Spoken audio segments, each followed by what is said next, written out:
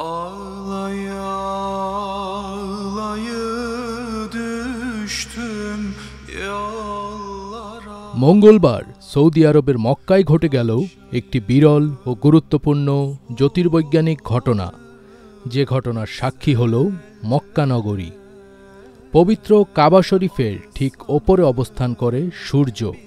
এই ঘটনা যখন ঘটছিল সে সময় কাবার আশেপাশে ছায়া একেবারেই অদৃশ্য হয়ে যায়, যা পৃথিবীর যে কোনো প্রান্ত থেকে সূর্যের দিকে তাকিয়ে নিখুঁত কিবলা নির্ধারণের সুযোগ করে দেয় মুসলিমদের জন্য।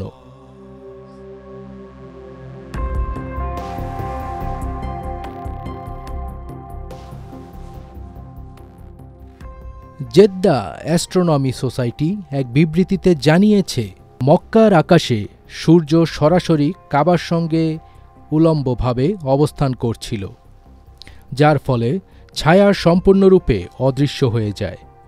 সূর্য দেখা যায় এমন যে কোনো স্থান থেকে কিবলা সঠিকভাবে নির্ধারণ করা সহজ হয়েছে। সূর্য যখন কর্কটক্রান্তি থেকে দক্ষিণ দিকে এগোতে থাকে এবং প্রায় 21.4 ডিগ্রি উত্তরে মক্কার অক্ষাংশ অতিক্রম করে, তখন এই ঘটনাটি ঘটে।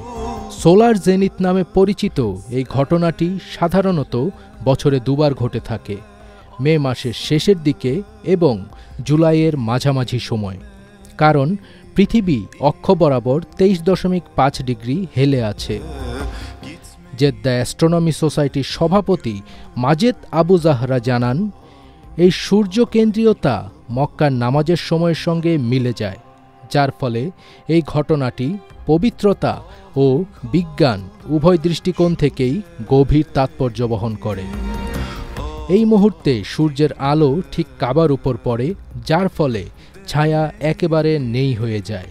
ফলে বিশ্বের যে কোনো জায়গা থেকে যেখানে সূর্য দেখা যায়, সেখানে দাঁড়িয়ে শুধু সূর্যের দিকে মুখ করলেই নির্ভুল কিবলার দিকে মুখ করা যায়। এই জ্যোতির্বৈজ্ঞানিক ঘটনার একটি বড় তাৎপর্য হল, এটি আধুনিক প্রযুক্তির সাহায্য ছাড়াই বিশ্বজুড়ে মুসলিমদের জন্য কিবলা সঠিকভাবে নির্ধারণের সুযোগ করে দেয়। যেসব মুসল্লি কম্পাস বা অ্যাপস ব্যবহার ছাড়াই নামাজ আদায় করতে চান, তাদের জন্য এ এক দুর্লভ মুহূর্ত।